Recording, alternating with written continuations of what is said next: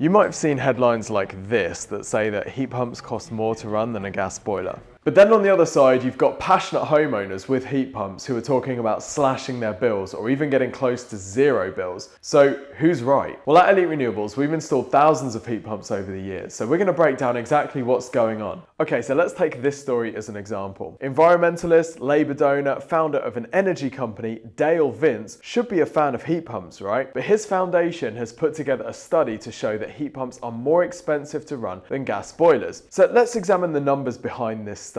Now, first off, the study shows that the average efficiency for a heat pump is about 280%, meaning you put 1 unit of energy in and you get 2.8 units of heat energy out. How can a heat pump be more efficient than 100%? Because it's not actually generating heat, it's taking heat from the outside and moving it in. Now, their study uses 280% as the average seasonal performance factor. Now, that's kind of on the low side. Most of the installations that we design at Elite are more like 400 to 500% efficiency. But anyway, let's use the average number of 280% because that's across the whole country. Now, if you compare this to a gas boiler is only 90% efficiency. So you can see that comparing a heat pump and a gas boiler, you get more heat out of a heat pump than you do a gas boiler for every unit of energy that you put in. But the trouble is the cost of that energy. So for a heat pump, you might be paying 27.69 pence per kilowatt hour if you're on a standard price cap tariff. Now, if you compare that to a gas boiler where you might only be paying 5.93 pence per kilowatt hour,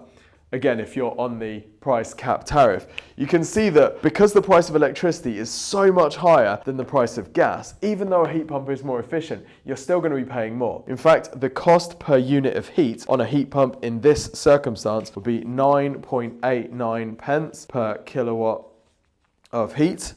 Versus a gas boiler, your cost is going to be 6.58 pence per kilowatt hour of heat. Despite that greater efficiency of the heat pump, because the cost of electricity is more, you're paying 50% more per unit of heat with a heat pump under these conditions. So you can see the headlines aren't lying. There are conditions where a heat pump is more expensive than a gas boiler. But there's one condition baked into these assumptions that almost nobody sensible with a heat pump would accept. You see, this calculation and particularly this number assumes that you're on the standard price cap tariff. To run a heat pump on a standard price cap tariff is insanity. That's like feeding your cat the finest tomahawk steak. If you're on a smart or dedicated heat pump tariff like Octopus Cozy or Octopus Intelligent Go, rather than spending 27.69 pence per kilowatt hour, you might be paying more like 7 to 12 pence per kilowatt hour off peak. That makes a huge difference to these numbers. So Intelligent Octopus Go at the moment, for example, is 7 pence per kilowatt hour in the overnight off peak time, whereas Cozy Octopus is 12 pence per kilowatt hour. So significantly less than the price cap. Now, even if we just assume a blended rate of say 15 pence per kilowatt hour, you can see we've almost halved our electricity cost, which then makes this calculation very different. If we half that and this results in an average cost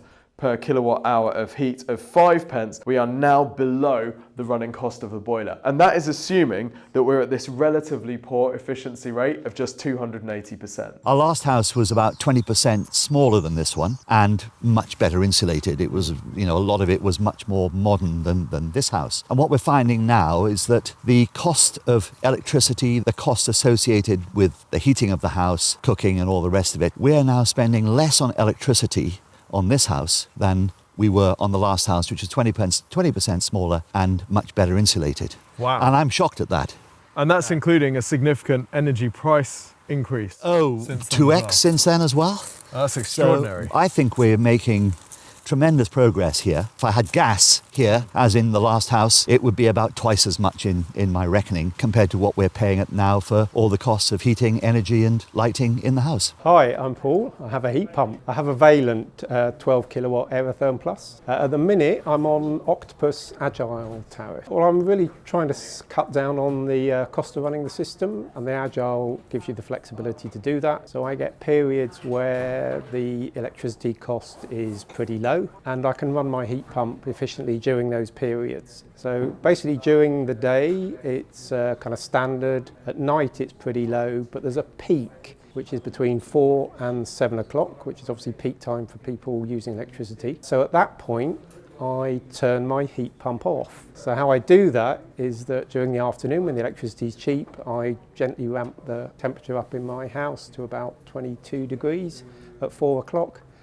And then it goes off. Between 4 and 7, I'm not running it, so I'm not using the expensive electricity. And then at 7 o'clock in the evening, it kicks back in. And the house loses maybe a degree between those 3 hours, but that's fine because I've ramped it up a little bit higher than I would normally have it. And then when it drops down again, the heat pump just kicks back in and I'm just using the cheap electricity. I think average is about 16p. So in the evenings and at night time, it can drop down to 5, 6, 7p and I can run my hot water at that time. So I heat my cylinder up with my heat pump, get the house nice and warm in the morning, and then it's pretty stable during the day apart from that sharp peak. Yeah, it's crazy. Sometimes in the summer, my price of electricity is negative, which basically means Octopus Energy have got so much energy they're trying to get rid of, they're giving it away. In fact, they're paying me to use electricity. So I get up in the middle of the night, I get my washing machine going, I get my dishwasher going, I turn all the lights on, and of course I use my heat pump to get my cylinder nice and hot. And then I find out that I've been paid for doing that, which seems crazy when you're using electricity. I've got an EV at home, so overnight obviously we're charging the car up and it's great. So yeah, it keeps my energy bills nice and low. So as you can see, just by being on the right tariff, the economics flip entirely. But tariff is actually only one of 4 levers that you can pull to reduce your heat pump running costs. Okay, so the first lever is tariffs. If you're paying the price cap rate for your electricity, stop that. If you move to an agile or a heat pump tariff, your price per unit of electricity for your heat pump is going to drop. But even on smart tariffs, there are going to be times when you need energy at peak rate times. And this is where batteries come in, like the ones that we've got here in the Elite Renewables office. With batteries, you never have to pay peak rates for your electricity because you're either charging them overnight or during off-peak hours. And that means that you never pay peak rate, not just for heating, but for your whole home. Now, of course, there's a capital cost for installing batteries, but they're one of the measures that actually has the fastest payback period, with paybacks sometimes being as little as 2 to 4 years. And if you said to most people, here's an investment that pays between 20 and 50% return on investment each year, they'd kind of take it. And if you really want to get clever, you can charge your battery during off-peak rates and then potentially sell it back to the grid at peak rates and do a bit of energy arbitrage. But don't take our word for it. Here's Bill, who we installed 4 Tesla Powerwall 3s and he managed to halve his electricity cost as a result. Looking at battery technology and in particular what Tesla can do with their Powerwalls now, implementing the ability to buy the electricity I needed to run the heat pump and therefore the house and its heating overnight when obviously electricity is cheaper, store it, I pull it down between whatever it is, 11:30 p.m, 5:30 in the morning at about 7 pence a unit. Then I use it through the day, typically or mainly for the heat pump. That's the big user of it in this house, but obviously it feeds everything else. In the summer months, I manage to store more than I'm using for all of the house needs, so then I can export it back to the grid, probably about twice the price that I buy it, say 15 pence. During the winter, even with 54 kilowatt hours here, I still need more. Just with 4 Powerwalls, I decided that's the right level to make the efficiencies that I need for most of the year, and actually I'm net benefiter during the summer months, and then obviously there's a few points in deep midwinter where I'm using more power than I can store in these, and then I just buy it at 28 pence a unit or whatever it happens to be right now. But yeah, economically it makes good sense. And have you run the numbers on the difference that having the Powerwalls makes to your overall heating bill? It's roughly halved. So my total energy bill which was gas plus electricity, could have been up towards 5,000–6,000 a year. And I would say I'm running it under 3,000 year on year for a good sized house. The difference is, who's in the house at any point in time. If we got 6 people living here, 3 people living here, and when you track that year to year, it's difficult to make an absolute comparison, but I reckon it's about half. There's a third lever that actually takes battery storage to another level of efficiency. With a gas boiler, you can't generate your own gas, whereas with a heat pump, you can generate your own electricity via solar. And that's exactly what we do here at the Elite Renewables HQ. We've got 60 solar panels on the roof, which we use to power our ground source heat pump. And if you generate more electricity from solar than you actually need, you can then divert this to hot water, or like we do, to charge our electric cars outside. If you've still got excess, you can then export the rest to the grid and get paid for it. And that's exactly what we talked about with Simon Kay from iLife Developments in this monster house, which costs about £1,500 a year to heat. And that's including an outdoor pool. One of the briefs of this house was to make sure we maximised on the solar to the point that they wanted to go above and beyond the amount of solar they could get.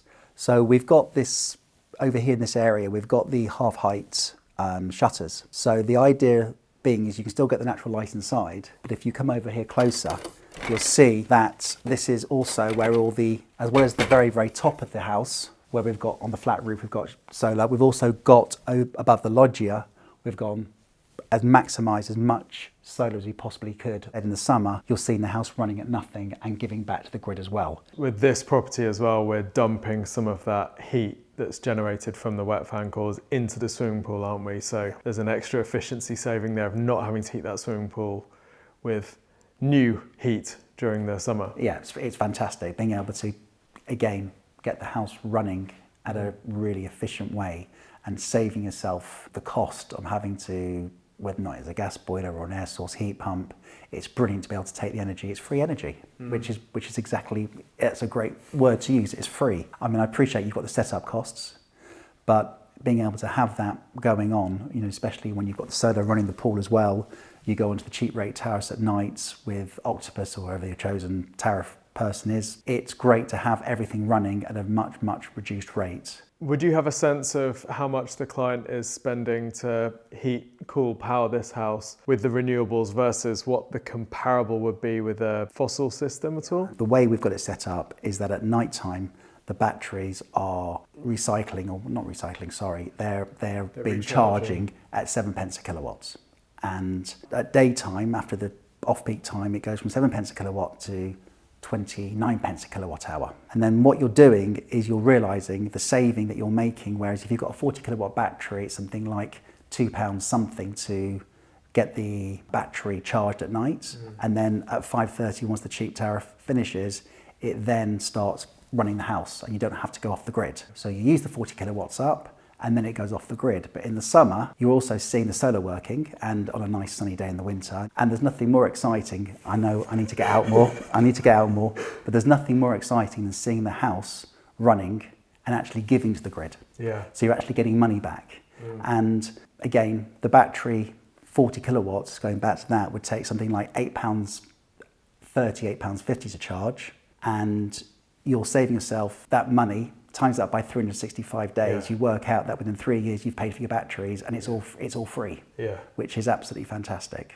I mean, it doesn't matter how much money you're spending on a property to know that there's an investment that will pay back with 3 years and it's got a lifespan of 15 years. Yeah. It's a no-brainer. It's a no-brainer. And when you start explaining it down to people and how that works, they're like, oh, wow, it's a no-brainer. To the point now that we've got clients speaking to us now saying, do you know what, I actually want you to put another 40 kilowatts into the house because we can actually get the running cost of the house down to off the grid with just using energy at £5 or £6 a day, which is brilliant. So just putting that in perspective, that's £5 or £6 a day on running a 10,000 square foot house. I mean, that's less than the price cap guidelines for an average UK property on electricity and fossil fuel for a house that's, 10 times the size? Even with solar though, there's one more lever that most people don't know exists. Optimisation apps like Homely and HavenWise link your heat pump system to your tariff and allow you to use your heat pump most when your electricity prices are lowest. Now, some of these apps claim to save you between 20 and 40% on your heat pump running costs. Hi, I'm Henry from HavenWise. HavenWise is an app that connects to your heat pump that allows homeowners to super easily control their heat pump while all the settings are continuously optimized in the background to minimize the running costs of that heat pump. That's in short what we do at HavenWise. In addition to that, we then also have remote monitoring for the installers who can keep an eye on the installation, making sure everything runs as good as possible for their customers. So tariff is a very big driver of running costs as we've seen. So what HavenWise does is it will take into account the particular tariff that the homeowner is on. So that can be a tariff from any energy supplier, and it will figure out when that tariff is cheap, when that tariff is more expensive, and then it will run the heat pump in an optimal way, making use of that tariff. So when the tariff is cheap, the heat pump will typically run a little bit harder, making use of that cheap electricity, banking the heat in the house and using the house as a heat battery, so that less electricity needs to be consumed when the tariff is more expensive, thus saving money for the homeowner. What we have seen across our users is that they save on average 40% versus a gas boiler. That is the effect of course, the high efficiency of a heat pump versus a gas boiler, and then making optimal use of time of use tariffs, of which there are many available on the market. So those two effects combined result in a 40% reduction on average that we have seen across our user base. And then on top of that, you could have additional savings from batteries and solar PV. So back to our original question then, who's right, the headlines or the homeowners? Well, the uncomfortable truth is that actually both can be right. As you can see, a heat pump on a standard tariff with no optimization can cost more to run than a boiler. But a well-designed heat pump that's using one or more of these other levers should cost less to run than a boiler. And the difference isn't often the heat pump itself. The difference is how it's designed and how it's set up. And this is why you'll sometimes see such wildly different experiences of living with a heat pump. So if you're considering a heat pump, the main question to ask is, how is my system going to be designed to minimize my running costs? Most reputable heat pump firms with in-house design teams should be able to design you a heat pump system which will lower your total energy bills. Those 4 levers that we've covered all exist. The question is really whether your installers are thinking about them. If you're thinking about a heat pump, solar, battery, MVHR or air conditioning for your property, then contact us at Elite Renewables. You can give us a ring on 020 8706 0056, or you can contact us through our website at eliterenewables.co.uk. We make the process really simple, so we'll have an initial chat where we'll be able to give you a ballpark estimate for your project. We'll then send one of our technical team over to your property to visit you, to understand the property in a bit more detail, and to conduct a detailed survey so that we can give you an exact quote. Contact us by giving us a ring or dropping us an email through our website today.